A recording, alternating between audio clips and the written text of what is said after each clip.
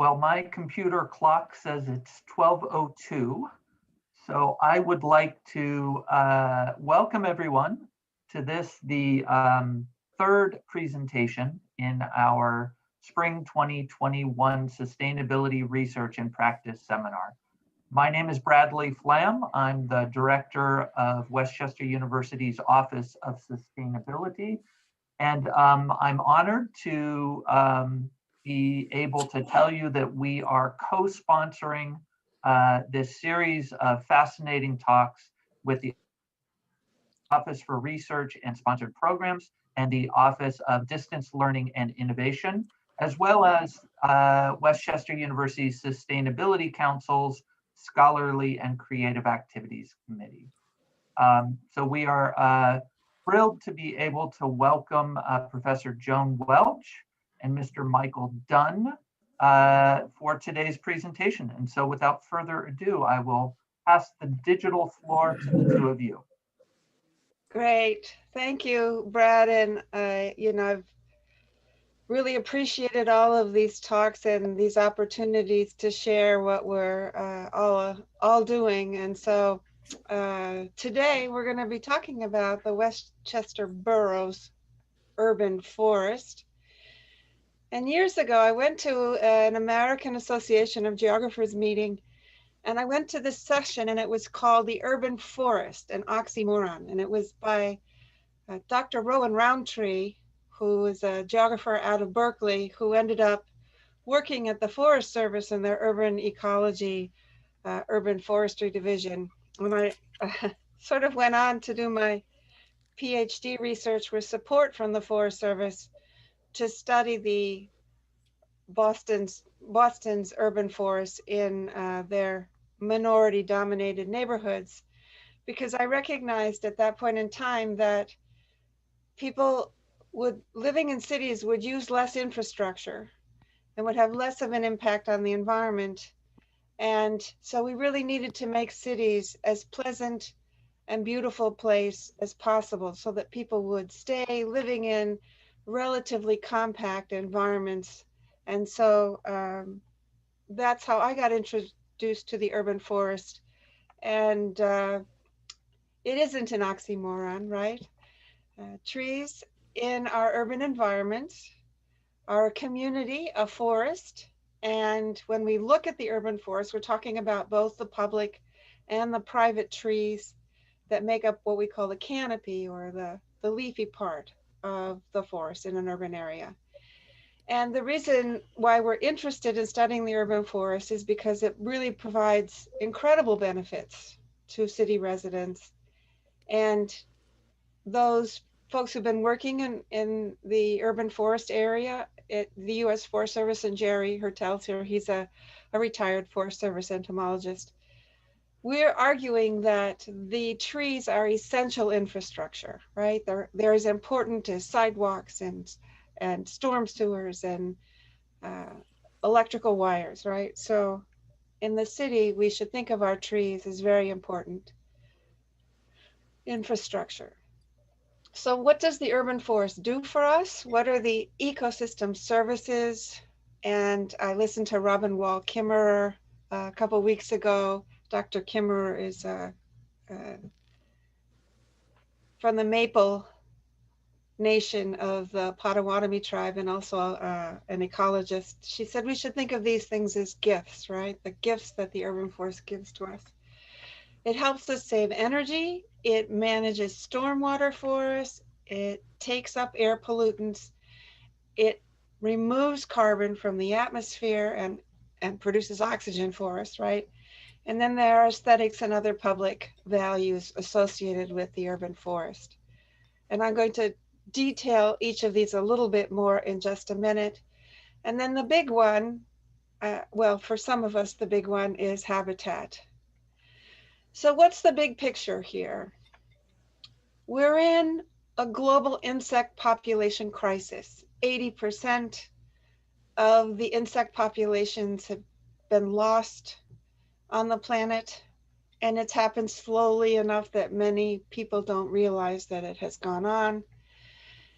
Because the insects are gone, all birds feed their babies insect larvae, caterpillars, etc., we're starting to see that translating into a loss of 1 in 4 birds in North America gone over the last 50 years.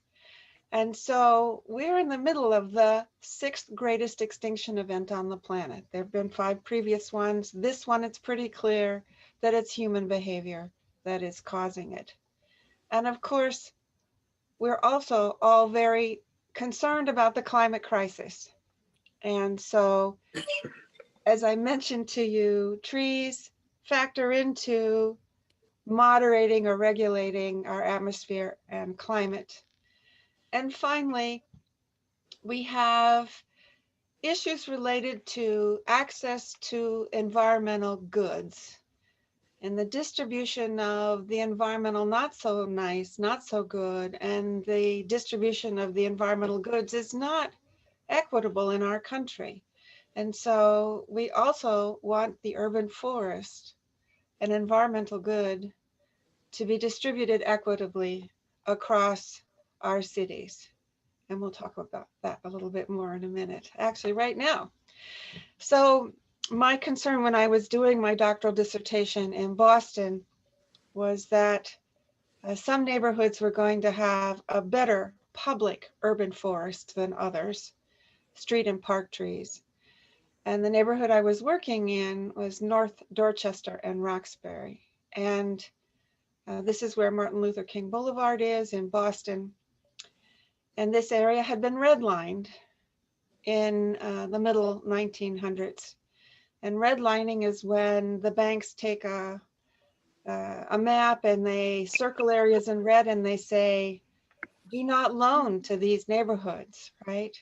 And that creates a sort of a series of housing stock decline and neighborhood decline. So a recent study, and it's cited down here, shows that 94% of 108 US urban areas, elevated surface temperatures are in formerly redlined areas relative to non-redlined neighbors. And there can be a temperature difference as great as 7 degrees Celsius. That's a lot, right?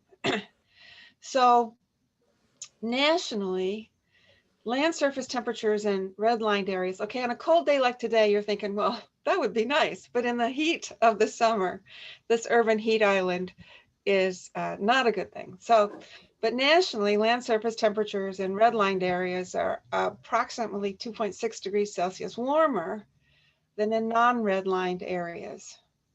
And so this is an environmental injustice phenomena. It results in higher heat-related stress and deaths, and is also environmental racism.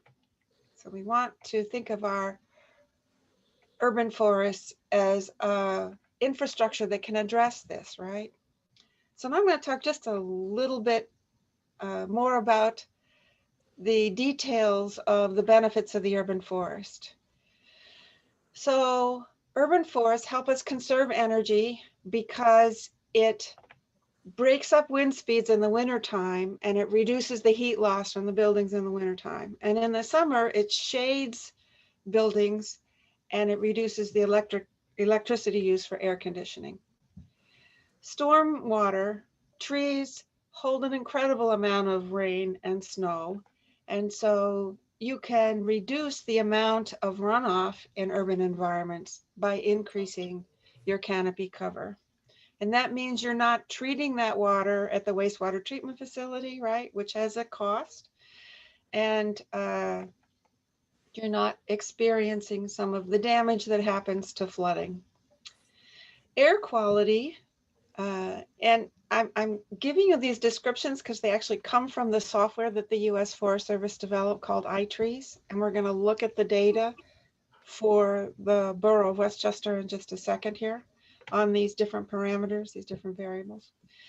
But air quality, it quantifies the air pollutants. We're looking at oxygen, nitrogen oxides, sulfur dioxides, and particulate matter that's deposited on tree surfaces, and that is taken out of the air pollutant, out of our atmosphere, out of the air. And it also is quantifying the reduced emissions from power plants because of the reduced electricity use. So when we look at the value of trees with air quality, those are the calculations that go into it. And so this is from the iTree Streets User's Manual. And there's the citation there. So we got to go out and measure all the street trees in in Westchester Borough, thanks to the grant that we got from the Office of Sustainability in the summer of 2018. And so there's Eric Chapman. I don't know if we have any geography folks here. And here's Kimmy Kutzler and Connie Dreger. This is a wonderful stormwater green infrastructure, and it's got trees in it. I think these actually are fruit-bearing trees. They might be Juneberries. And so in combination with not only trees, but also green infrastructure, you can really manage your stormwater really, really well. This is a beautiful oak tree in Center City, Westchester. And you can see that it's got a wire going through it, and it's not impacting either the wire or the tree too terribly much, but this is something we don't like to see. Another description of benefits, carbon dioxide. The annual reduction in atmospheric carbon dioxide, which is a greenhouse gas, due to take up by the trees, sequestration by the trees, and also reduced emissions from power plants due to reduced energy. So they're measuring the carbon dioxide reductions in a couple of ways. And then this last piece here is carbon stored, right? So we're taking it out of the atmosphere, and then we're actually storing it too. And finally, I couldn't live in a world without trees. I imagine you're probably the same way. But trees represent very important aesthetic benefits. You know, research shows that you look at trees and it releases the stress and allows your mind to refocus. You know, I was always one of those students who had to sit by the window so I could look outside, and I'm still like that. And I encourage my students to do that. So the only way that the aesthetic or other benefits are calculated in the iTree software is by the amount that they estimate that trees will increase your property values. And of course they say, this is a rough estimate, that having a tree in your front yard can increase your home value anywhere from, you know, $5,000 to $10,000. But that's the only way they're measuring that. And here's the iTrees thing again. So where is the data that we're going to report on? Where was it collected? It was collected in Westchester, Pennsylvania, where I am now, and I think many of you are here now. And here's the borough, excuse me. Our population and area and our population density. And I checked out Philly's population density is 11,000 and New York's is 27,000. So we're a relatively urbanized location as far as population density is concerned.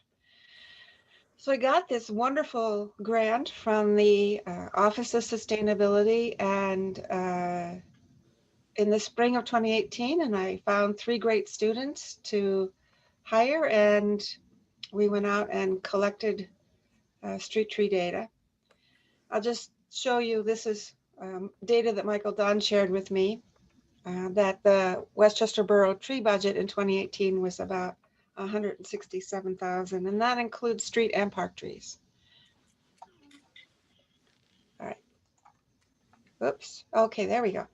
So the students had a great time working with the Borough Tree Commission and Michael Dunn to develop a geodatabase.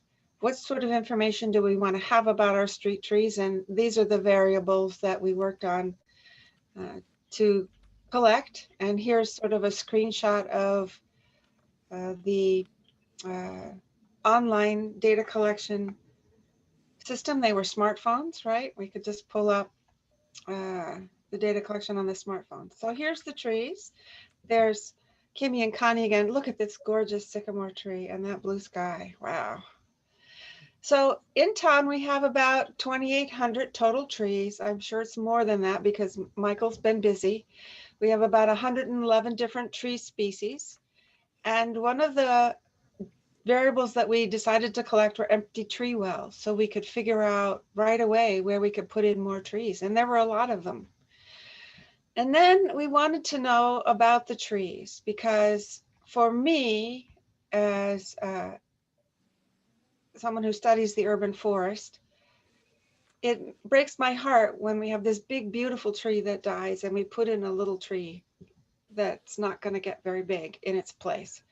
And that's a lot less tree work going on. So I have a bias towards putting in larger trees, trees that are going to be large at maturity versus trees that are going to be small at maturity. So wonderful surprise in the borough. Over 1,700 of our trees are going to be large at maturity if they're not there already. And then we have medium at maturity at 21% and small at maturity at 17%. Your urban forest is only going to provide as many gifts as it is able to if it's healthy, right? Or if the trees are doing well. And so a couple of the questions we looked at were, are the trees in the right place? And so from the database, we found that there were a large number of trees that were going to be big at maturity that were in conflict with the wires. And that's not a good thing. And then we had 204 small trees that were planted in places where there could have been a bigger tree planted, where there were no overhead wires. So that doesn't make us happy either. So here are the data points for the tree locations. We finished data collection in the fall of 2018. And you can see there's some places where there are fewer street trees and might need a little help in those neighborhoods, and Michael's been working on that. So when we did the iTree analysis of benefits or gifts provided by the Borough Forest using the Forest Service iTree software, this is what we found. In energy, this is on an annual basis, right? Here's the values for the total forest. And this is the value per tree on average. So on average, every tree in the borough is providing us with about $120 worth of benefits. And it's $342,000 worth of benefits when you consider them all together. And this shows you a graphic. If we had different zones in the city, like if we had different neighborhoods, we could have broken it out by different neighborhoods, but we didn't do that. And so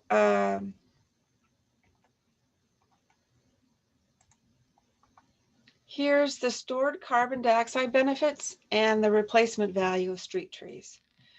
So you can see that we have an incredible amount of carbon sitting in our trees.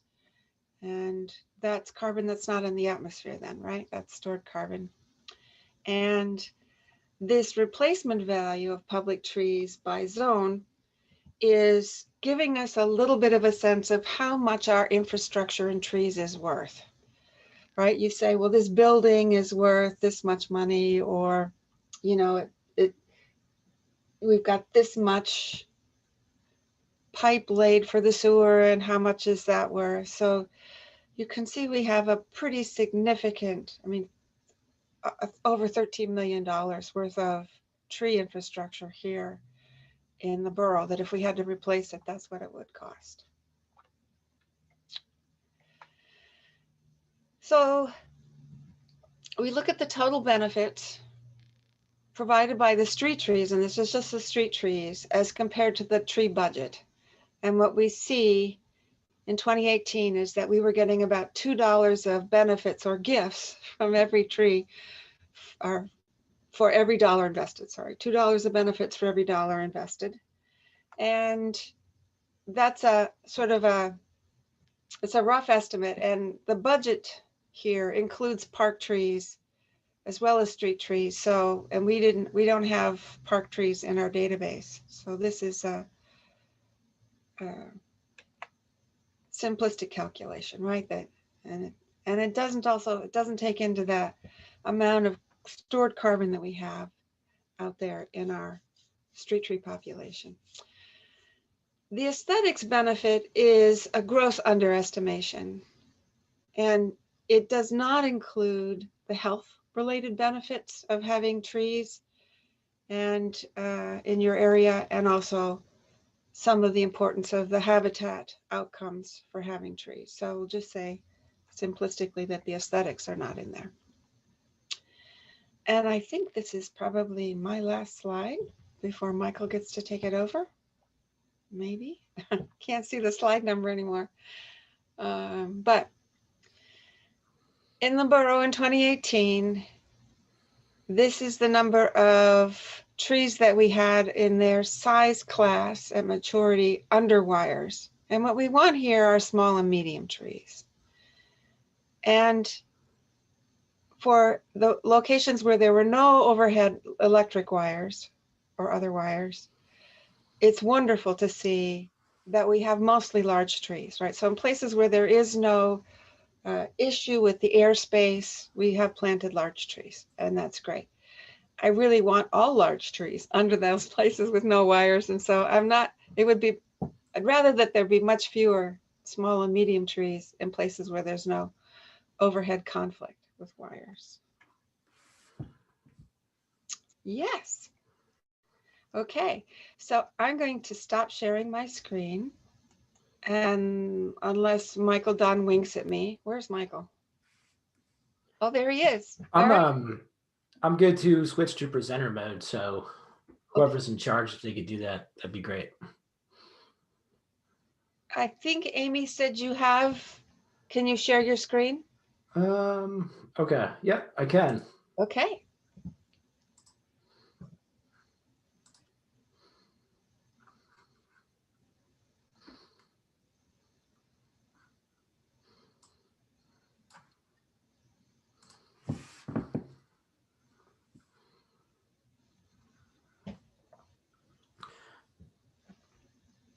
Everybody good? I think this is the correct slide. So, everybody, my name is Mike Dunn. I'm the Borough Arborist for Westchester, and Joan, Dr. Welch looked at kind of the bigger picture. We're going to go into more of a detail of some of the stuff I'm working on. So, tree wells in Westchester are always an issue. Soil volume for urban trees is a major concern. So well size and associated growing space preferably would be as big as the canopy, which, as you know, is hard to achieve in the urban setting. So trees rely on a very complex network of communication through their fungal networks. The mycorrhizae fungal networks allow trees to trade nutrients. They increase their capacity to gather nutrients from the soil, but they also communicate amongst themselves throughout these networks. So there's some really interesting research out there that we're just now learning the basics of this, and there's a whole universe that we don't even know about. So they share resources, but in the urban environment, they're isolated and they cannot do so. So we want to improve that. And soil is critical for the survival of all trees. And most of our urban soils are completely sterilized. And if they're not sterilized by the site conditions, then they get sterilized by human interaction, dumping chemicals into their soil zones. So the better approach is to mimic the natural forest process. So a combination of compost and biochar has been really effective at mimicking the natural soil biota that occurs in the forest. So kind of a no-brainer, but it took about 100 years of arboriculture to get to this point. We're just going to replicate what the forest is already telling us to do. So Westchester has about 3,000 well sites, and do these trees fit the well? 400 trees in town. The well size is too small. And we have 553 unknown well-sized trees. So in 2019, I went through the Market District, basically from Chestnut Street to Market Street, north-south, and then from New Street to Walnut. And we looked at, this is the most dense urban environment we have. So what was working, we wanted to find out what tree wells have successful trees, which ones don't, and what size should we be going forward with. So the high density downtown regions are where the heat island is in full effect and where trees suffer the most. So I call it the concrete jungle. It can be as much as 10 degrees warmer than the surrounding suburbs. So in the Market District, this is the current well condition. So the 5x5 tree well was the most common. We have a few 3x3s.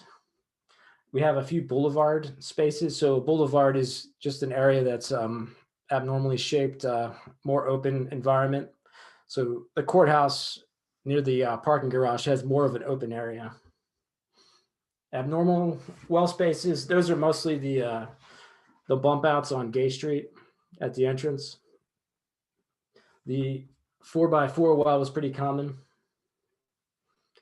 And that's pretty much sums up the well size and diameters. Now, in the Market District, we had 116 healthy trees, and we had about 12%, 29 empty wells. We had 21 trees outgrowing their wells, and we had room for 27 additional wells. We had quite a few dead trees, and we had a very large percentage of declining trees.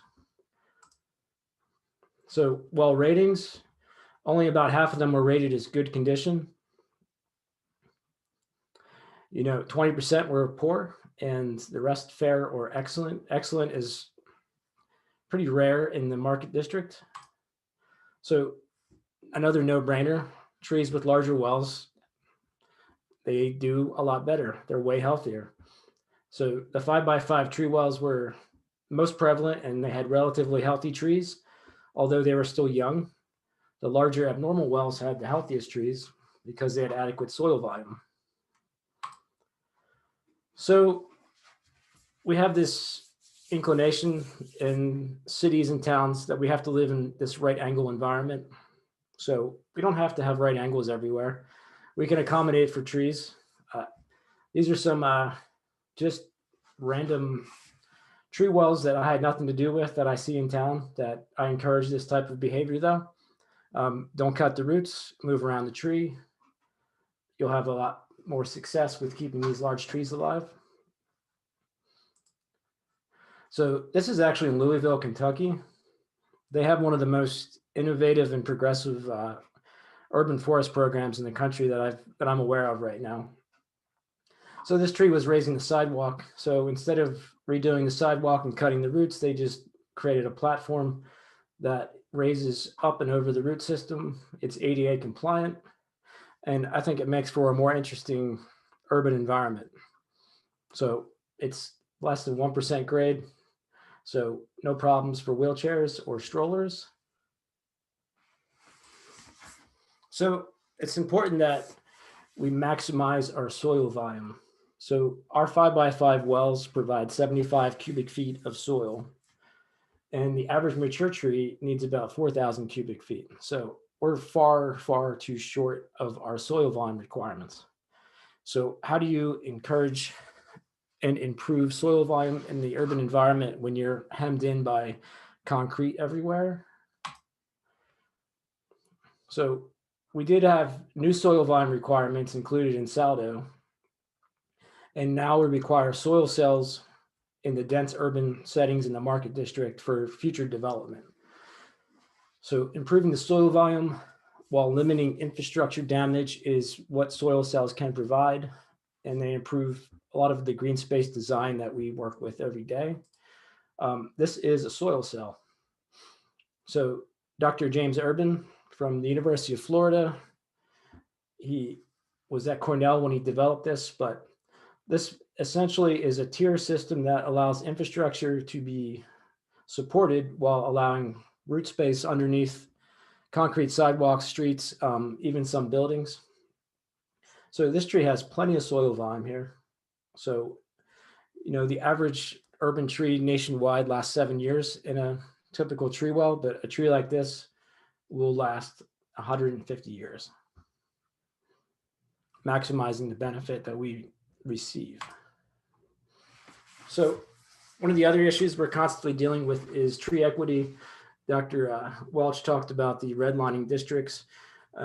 It wasn't as terrible in Westchester, but we still have an issue where lower socioeconomic parts of town do not have the same tree cover as the higher socioeconomic parts of town. So are we equitably distributing our green space resources? Not very well. And one of the reasons, certain parts of town have a distrust of local government. It's not super easy to put a tree in front of someone's house if they don't want the help or the involvement of local government. So we're trying to grow that organically, no pun intended, getting community leaders involved in their own communities to promote the green space in the urban forest. And we've had some success in certain areas. In the college section of town, we also have in the rentals, we have a pretty low number of street trees, and I don't ask permission there. I just put trees where I think they belong. The landlords don't seem to mind for the most part, and the students don't damage too many of them.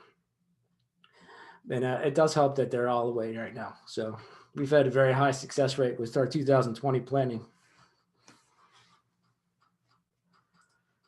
So conclusions. So public trees are an essential part of the urban infrastructure. Investing in planting and maintaining urban forests reaps significant ecosystem services. And one of the key takeaways, the tree infrastructure, the urban forest infrastructure is the only infrastructure in an urban environment that increases in value as it ages. So in 150 years, the tree we plant today will be providing 18,000 a year in services, whereas the sewer that we install today will be long gone by then. So city planners need to understand the importance of the urban forest. So we like to maximize our benefits. So planting native species, the right size in the right place. Native plants require less maintenance for the most part, with a few exceptions with invasive disease. So we try to install natives because of the ecological benefit. They provide habitat for all kinds of insect and bird life. So to address the ecological crisis, native trees provide critical habitat for declining insect and bird populations. Just a quick sidebar, the native dogwood supports 180 species of Lepidoptera, or butterflies and pollinators, and the foreign dogwood, the Kuza, supports 3. So that's a huge difference. If we're going to help the insect population, we need to really think before we plant. So the capture and sequester of carbon addresses climate change challenges. And California is already doing carbon offset taxing. So going forward in the 21st century, we're going to see the kind of economics of ecology come first and forefront in a lot of planning decisions. So future goals for the borough of Westchester. So we really want to get to that 40% mark for canopy coverage. And, it's hard to find spots to put these trees. And we have to have people that are willing to accept a tree in front of their house. Although technically we don't need permission. In the new ordinance, we have eminent domain in the right of way, but nobody knows that. So when we stick a tree in front of their house, sometimes they don't like that. So I try not to plant trees where they're not wanted. And I try to test the boundaries where possible. So the rental district, putting trees in front of your house, whether you like it or not, but in more of the residential areas, I'm just testing the waters there. And some people are really appreciative and some people just hate the idea. So too bad. So increasing public tree plantings in neighborhoods with lower tree canopy cover is something we're working on. Getting involved in some community days, getting students involved with tree planting is a big plan. If we could ever meet again, it would be nice. So we also have to manage our existing tree cover. So taking care of, kind of the big thing is this Plant a Trillion Trees, that initiative. So we can't just stick trees in the ground without taking care of them. And we have to maintain our existing older trees. Dr. Welch has done a ton of research on the benefits of these large overstory trees. And it's vitally important that we also are maintaining them as we're planting new plants. And as we succession the forest, we still need to maintain these older veteran trees.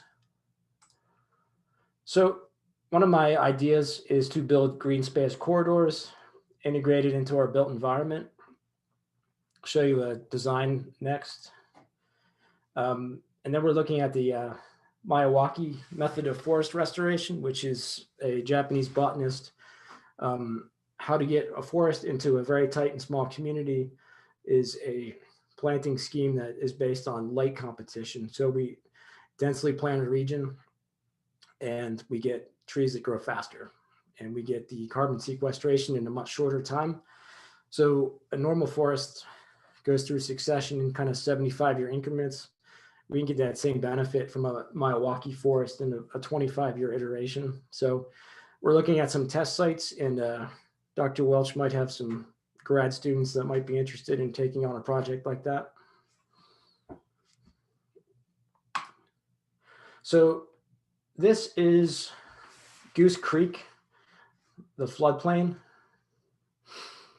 So other cities in our region in the country have integrated their stormwater, their green space infrastructure, and their urban forest into a functional, ecological, and recreation-based approach. So this is not just a Westchester problem, this is a regional problem.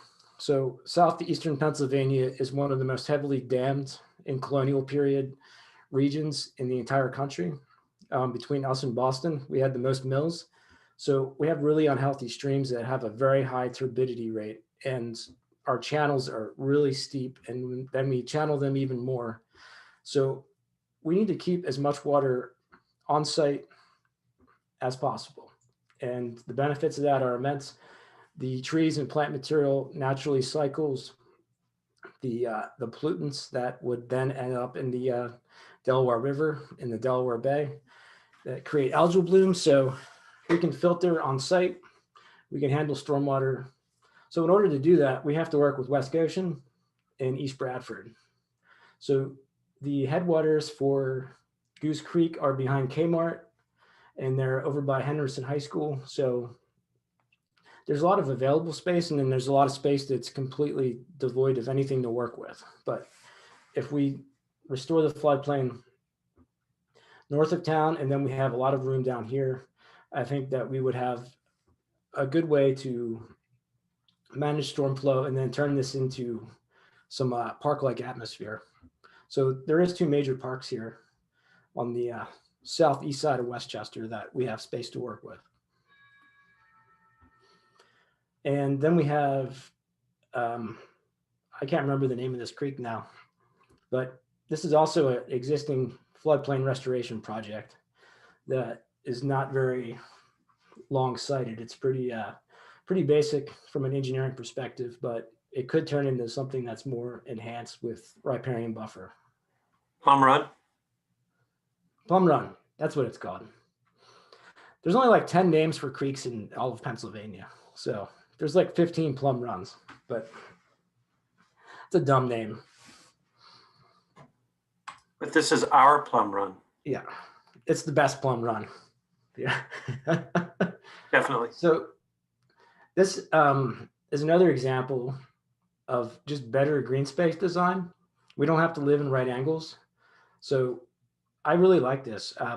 Having these tree trenches rather than tree wells This is the cheapest way to improve the soil volume. We don't have, the soil cell idea is really expensive, and it's a really good plan for like a dense urban environment. But for most people, if we just think about the design a little bit more, I prefer not using concrete. You can do this with bricks. Now there's bricks that are permeable. I mean, bricks are more permeable than concrete, but now there's even more permeable bricks that look like the Westchester look. And this person here has done a really nice job. This is on Price Street. Actually, no, Sharpless. And the street has a lot more volume to work with. And they've also gotten rid of all their grass in their front yard. So it's completely, natural native landscape, xeriscaped, and doesn't require a ton of water, but stores a ton of water. So the march to a 40% canopy. I always like Emerson's quote, the creation of 1,000 forests is in one acorn. So every single tree we plant, it has meaning, and we need to treat it as such. So when I got here, we were only planting 100 trees a year. Now we're doing 200, and that's mostly funded from the stream protection fee, which is a really good illustration of why that fee makes sense. Not getting into the politics with the university, but so they focusing on mass planting in one region has another idea. So rather than just kind of plant a tree here or there, trying to overwhelm a neighborhood with trees. We did that on South Walnut Street. We put about 50 trees in 2 blocks, and people noticed the difference rather than, putting one tree here. And then,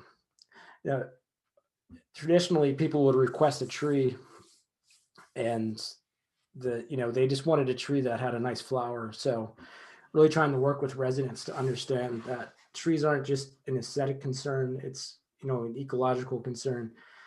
In the 21st century, if we're going to survive climate change, then we need to bring nature into our cities. And it's really important that we plant the right tree in the city, in your front yard, in your well space. So I didn't provide anything in APA format. If I was a student of Dr. Welch, you'd probably fail me, but Dr. Welch, of course, did. So.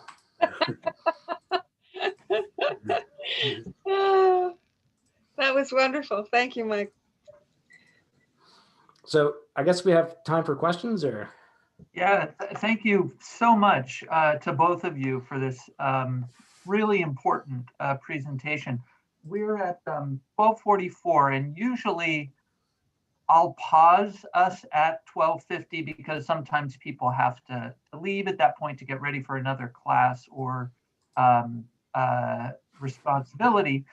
What I'd like to do is not pause at 12:50, but invite you, Joan and Mike, to talk as long as you can, because I am guessing there are a lot of interesting comments and questions. So we won't go through any formal process. If you have a question for our presenters, please unmute yourself, and I look forward to the conversation.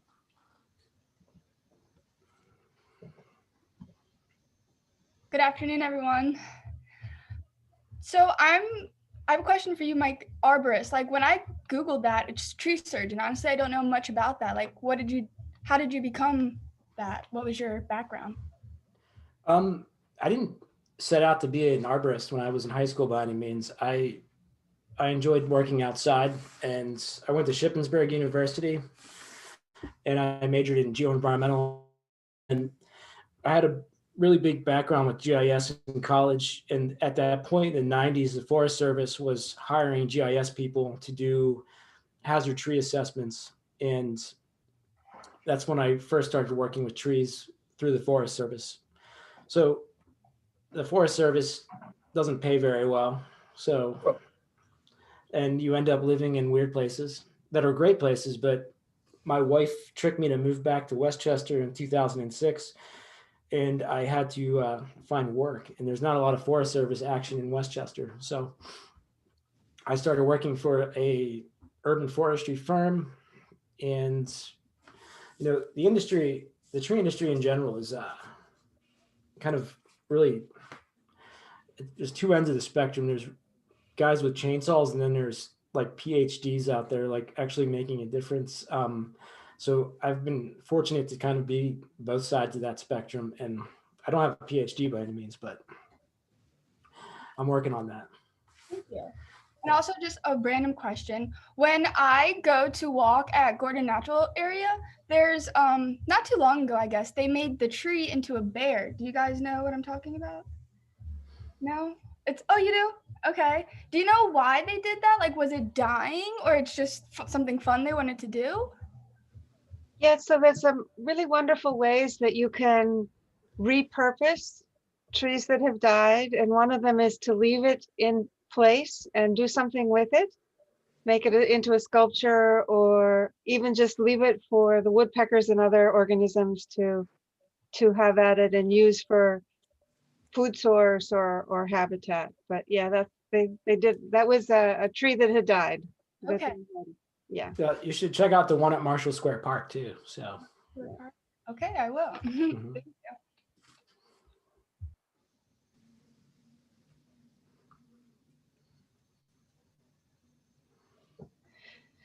So Michael, it says, there's a question in the chat that says, is there anyone from Michael's office that will provide consultations for Westchester Borough residents about best landscaping solutions for optimal ecology? And I assume that means connecting it to the tree landscape. Yeah, if anybody wants to reach out directly, I think you posted my email somewhere on here, but mdunn@west-chester.com. So I have limited time in my Westchester duties to meet as with private residential matters. So with the budget, we're pretty tight this year with the COVID concerns. So I can always talk on the phone if nothing else. But if it is a street tree concern, I usually can do a little sidebar from the street tree assessment. So, but yeah, just reach out to me by email and we'll connect. Or you can call Public Works directly as well. Mike or Joan, can you hear me? Yes. Mhm. Okay, I had to sign off for part of it, so you may have talked about this. I was just curious on what the status of the emerald ash borer is in the Westchester area. Yeah, I can cover that. So the first EAB sighting in Chester County was 2017.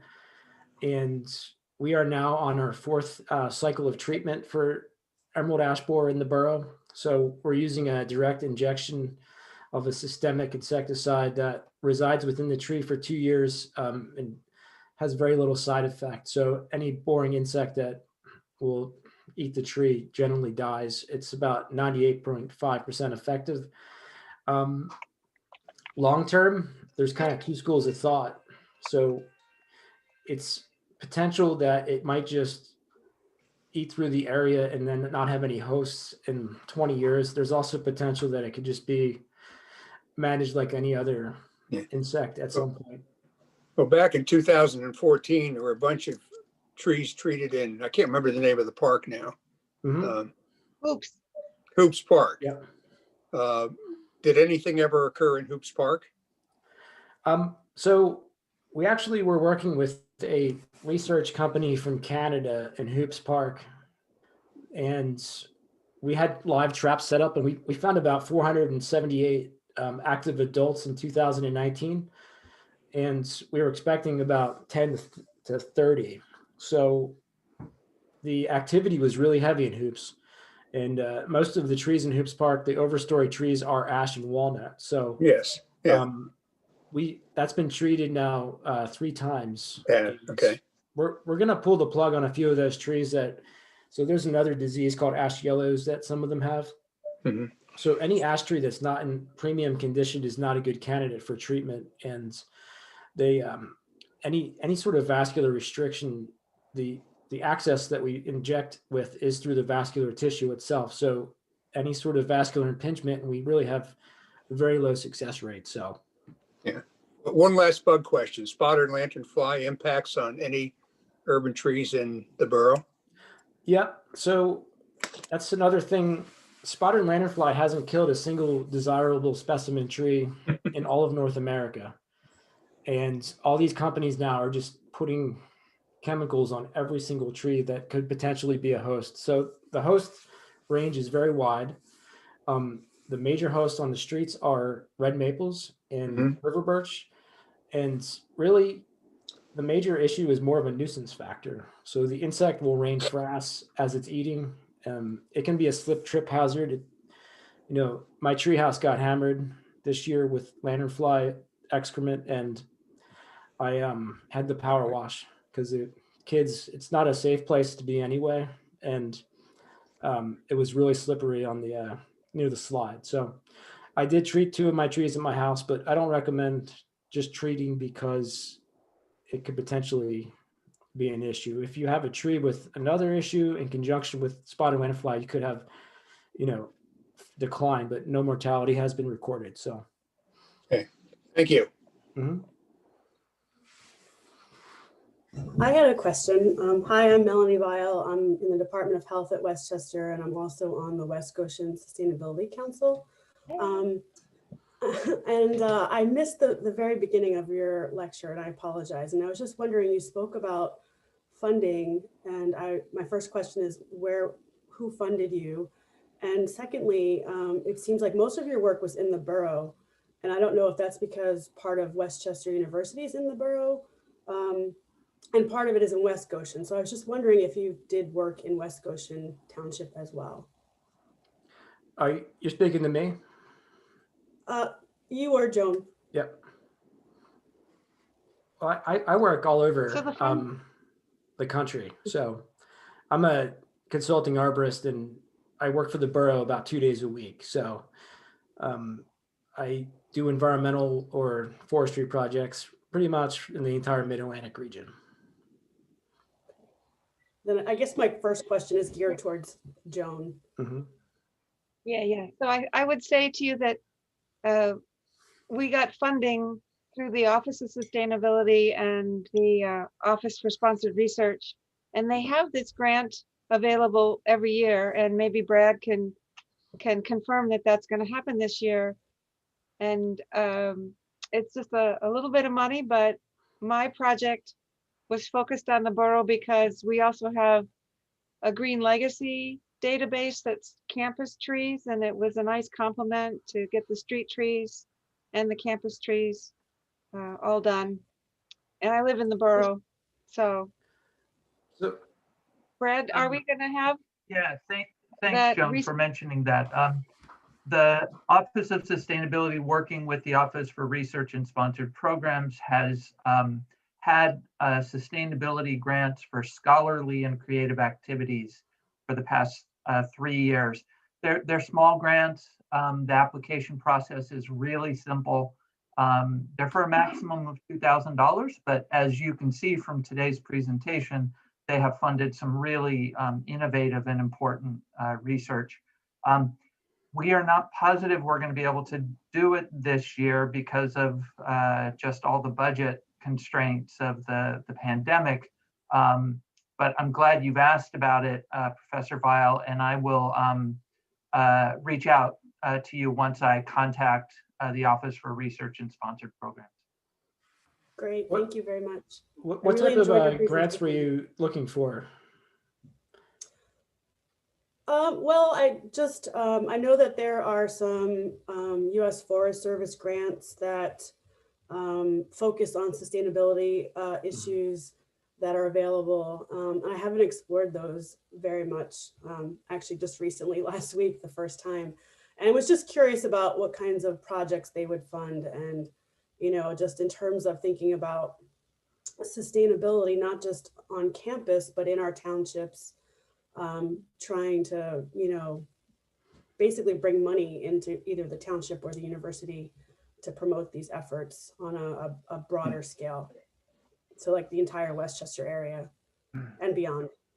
Yeah, one of the best ways to funnel money is to kind of combine stormwater issues into grant funding. So one of the companies I work with is Stream Restoration Company, and the grant funding for that is in the millions of dollars in the Mid-Atlantic region. And, volunteer efforts with tree planting for riparian buffers are usually pretty easy to fund. So as far as sustainability, it's just one wing of that, but. Well, that's helpful. Yeah, thank you. Susan Sharks, who's also on this on the Zoom, she's also on the West Goshen Township Committee, and we spoke last about riparian buffers, and so we might reach out to you for more information about that, Michael. Thank you.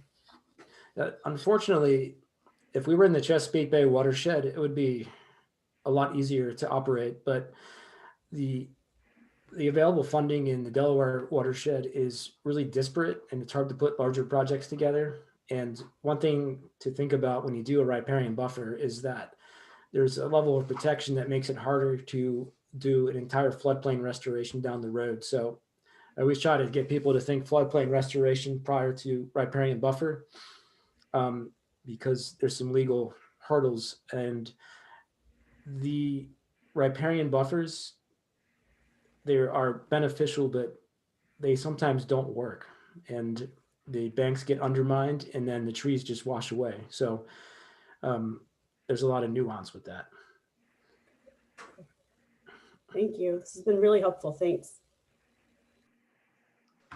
Hey, Mike, I have 2 comments on your Forest Service statements. There are some good jobs, good paying jobs in the Yes. Forest Service. Number 1. Number 2 is yes, they do send you some real wacky places. I retired from the U.S. Forest Service in Westchester. Yep. So the local office got moved to Minnesota, though. It did, but I'm Yeah. gone. I'm retired. Yeah. You're actually, yeah. Yeah. No, I love my time with the Forest Service. I've no complaints. I didn't even know what the value of money was when I was working there. So I had 2 quick questions. You mentioned, Joan, that you documented about 2,800 trees in this research project. I wonder how that number compares to the number of trees on other public property like parks in the borough, and how it compares to trees on private property, homes and businesses, and Westchester University's campus.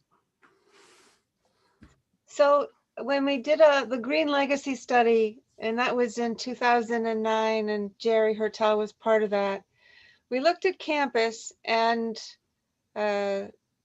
we didn't necessarily look at individual tree densities, but we did look at canopy cover, and that's one of the ways that you can measure it. And I wanted to bring up that the 40% canopy cover is a really important metric, and that includes both public and private trees. Okay. But David Nowak and what's the other guy's name? They're saying that in the Eastern Deciduous Forest biome, 40 is the minimum, that you can have up to 60% tree canopy cover in urban environments. And that maybe that, we need to hit 40. We're only at about 25% in the borough, at least we were in 2009. And I'm going to offer to my students this semester that if somebody wants to do a tree canopy cover evaluation of the borough, it's about time. And campus was only 19% tree canopy cover at that point in time. So we are woefully under canopied in the borough. And I would like to address that. Yeah. I would like to have some Miyawaki forest restoration spots on campus. I'd like to try and get some little quick forest restoration parts happening around campus. And yeah, so I'm not real clear on how many trees are in the parks, how many trees are on the street, and how many trees are in public spaces. But we do have the tree canopy, or I'm sorry, the tree database for campus, so that we could do.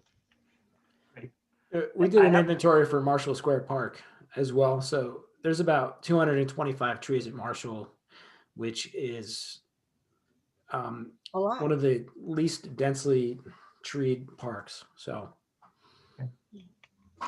I have another question, but I want to give other people a chance. If anyone else, Sarah or Walt or anyone else who's still on the call, if you have a question. Oh, yeah. Here I am. About Marshall Square Park, are there still specimen trees that date from back in the 19th century when Josiah Hoops had planted a lot in there? Yeah, there's probably a few. Having looked at trees for a long time, I think most people tend to overestimate the age of their trees. So I've used some tools that you can measure the tree rings through sound technology without having to cut the tree down. And I know for a fact there's some trees that were planted in the 1880s that are documented. I don't think there's anything from early 1800s, but there are trees from that time period around Westchester and potentially in Westchester. I think it'd be a really interesting project for a student to take that on as a master's project. There is definitely some stories. Westchester is connected to the history of botany in North America, as well as kind of nursery history. So the Hoops Brothers nursery supplied a very high percentage of the cherry trees in Washington, D.C. And one of those still exists to this day. Well, the gifted one from Japan. The half of the shipment was covered in scale, and we supplied the other half to DC. But one of the gifted ones that a congressman from Westchester is still on Minor Street to this day. So, and we have a heritage tree database now. So we have about 100 entries now. The qualifications are just size and species. So there's a lot of stories that have come out as these trees have been entered in. So I'm working with our special collections librarian. I'm the science and health librarian and at the university, and our special collections librarian and I are working on the legacy of William Darlington and the other botanists. Yep. And he's doing a kind of an online project called Botany in the Brandywine.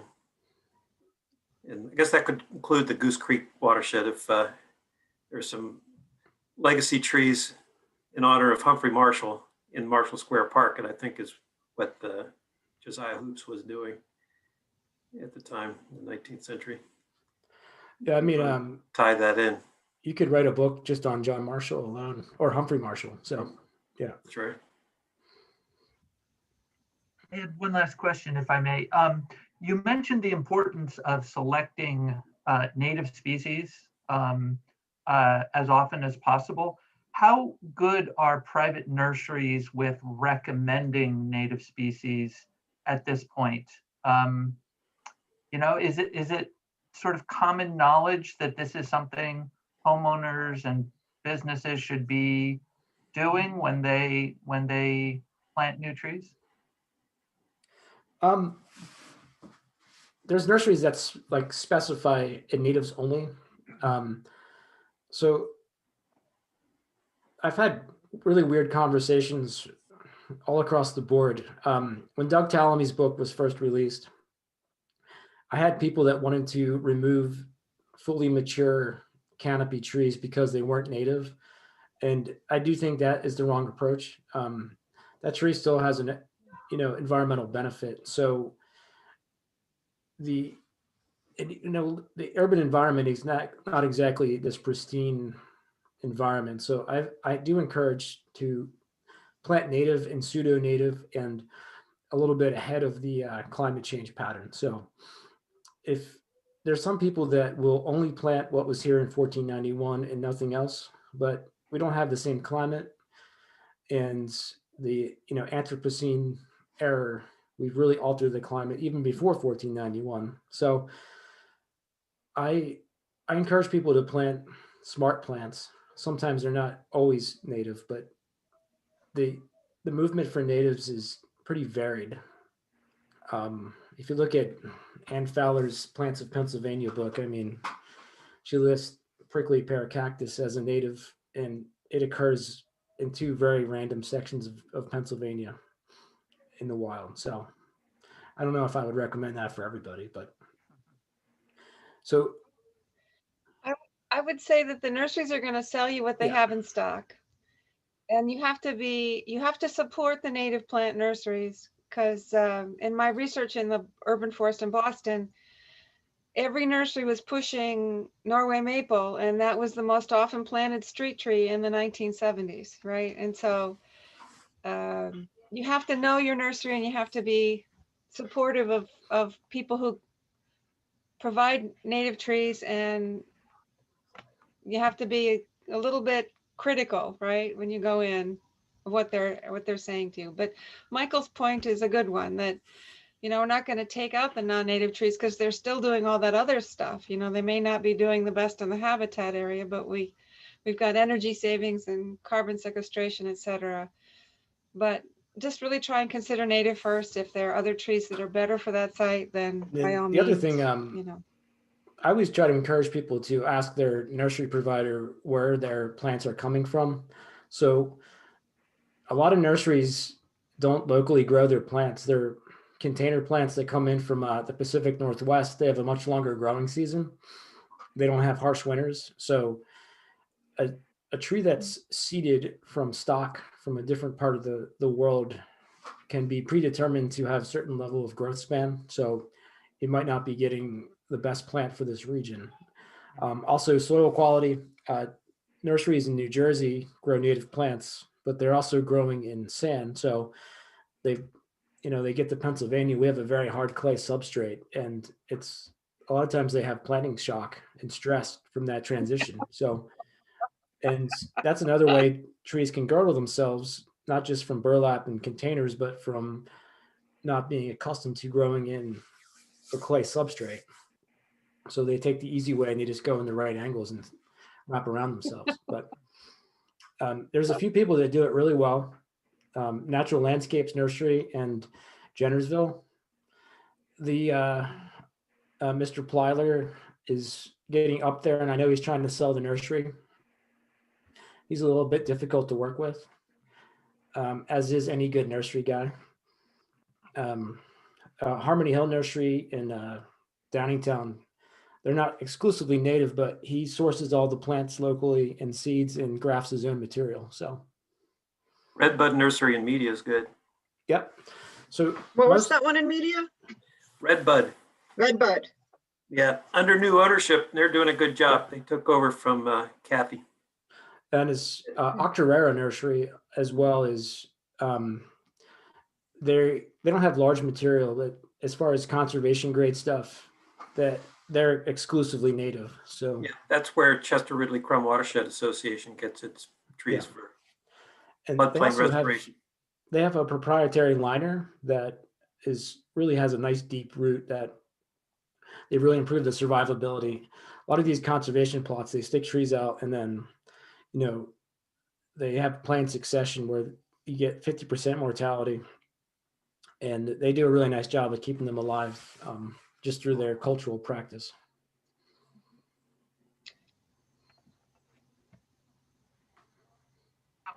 At 10 p.m. You've given us an extra 20 minutes. And yeah, this was really good. We don't want to abuse your generosity. So thank you very much for this presentation and the conversation afterwards. Well, thanks for having me, guys. Yeah, you'll be back, no doubt. Hopefully it wasn't too boring.